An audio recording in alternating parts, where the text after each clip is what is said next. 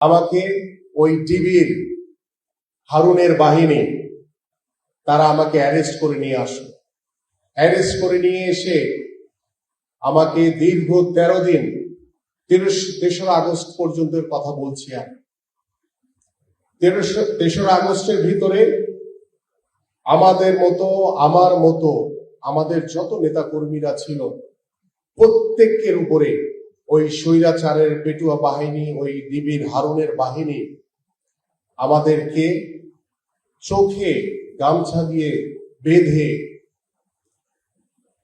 চোরের মতো পিছনে হাত করা পরিয়ে জমটুপি পরিয়ে টর্চার সেলে নিয়ে গিয়ে কিন্তু আমাদের মতো প্রত্যেকের গায়ে হাত তুলেছে, নির্যাতন করেছে।